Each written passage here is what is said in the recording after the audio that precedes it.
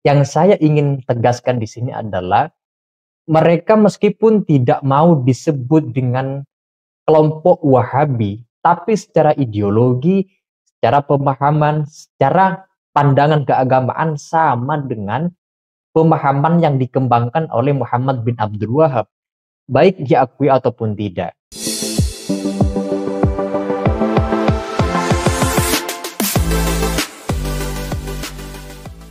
Assalamualaikum warahmatullahi ta'ala wabarakatuh.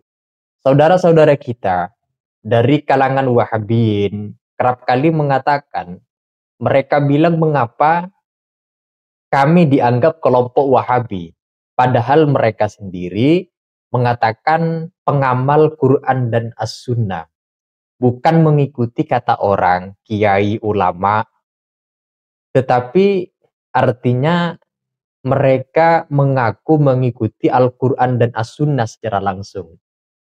Kalau kita perhatikan, ya memang mereka berkata demikian, tetapi harus disadari oleh mereka, guru-guru yang seideologi, seperti Ibnu Taimiyah, Muhammad bin Abdul Wahab, Ibnu Qayyim al-Jauziyah, dan orang-orang Saudi yang menjadi panutan kelompok Wahabi, terutama di Indonesia, yang punya pemahaman dengan Muhammad bin Abdul Wahab. Nah, kepada mereka lah sebetulnya sanad keilmuan Wahabi di Indonesia terkoneksi.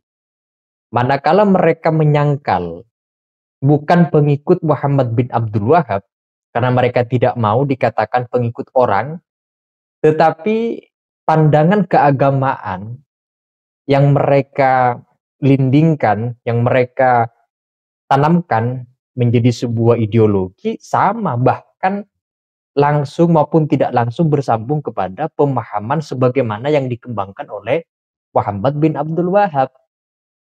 Nah, apa salah satu tipologi ajaran Abdul Wahab, Muhammad bin Abdul Wahab? Antara lain, ia mengajak orang kembali kepada Al-Quran dan As-Sunnah, mendengungkan untuk mengajak masyarakat agar kembali kepada Quran dan As-Sunnah. Dan bahkan kelompok yang seirisan dengan Muhammad bin Abdul Wahab juga menganggap orang yang ziarah kubur imannya tidak murni, dipenuhi dengan kesirikan. Ajaran ini, teman-teman, silahkan bandingkan dengan pemahaman Wahabi di Indonesia. 1000% sama persis dengan ajaran ini. Mereka juga mensyirikkan orang yang ziarah kubur. Padahal argumentasi mereka itu absurd, kacau banget. Ia menganggap orang yang ziarah kubur adalah menyembah kuburan dan mensekutukan Allah, karena meminta-minta kepada selain Allah. Alasan ini kan fatal. Padahal orang yang ziarah kubur tidak sesekali menjadikan sesembahan selain Allah, apalagi meyakini orang yang dia ziarahi memiliki kekuatan. Yang hanya wajib disembah itu kan adalah Allah. Selain daripada itu tidak wajib disembah. Bahkan orang yang ziarah kubur tertanam dalam hatinya yang hanya memiliki kekuatan itu adalah Allah Subhanahu wa taala semata.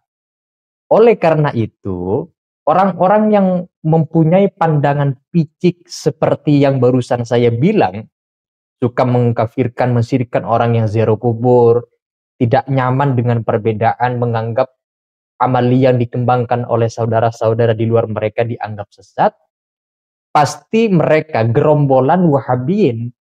Apakah mereka mengafirmasi ataupun tidak, mengakui atau malu-malu? Kan kadang mereka tidak mau disebut sebagai pengikut Muhammad bin Abdul Wahab.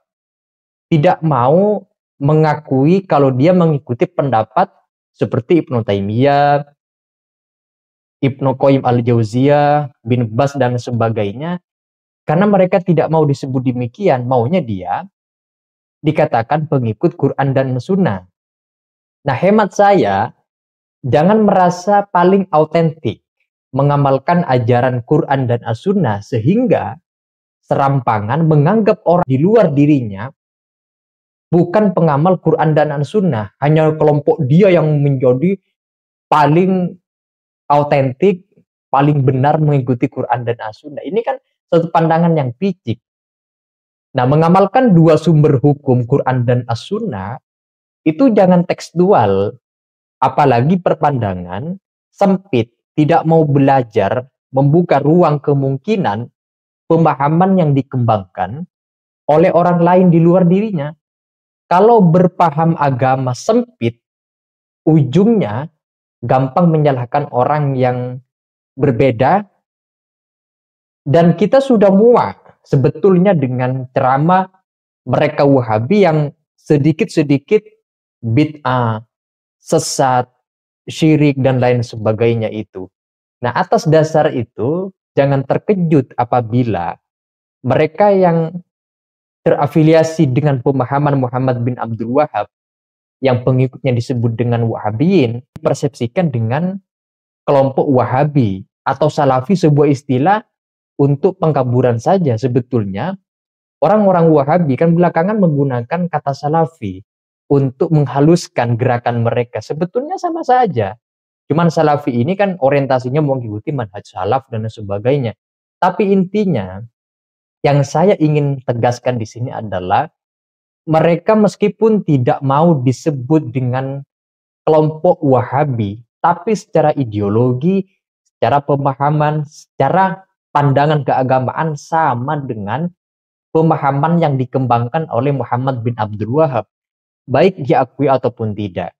Nah, silakan teman-teman kalau punya pandangan berbeda dengan saya, silakan sampaikan di kolom komentar. Saya tunggu. Sekian dan terima kasih.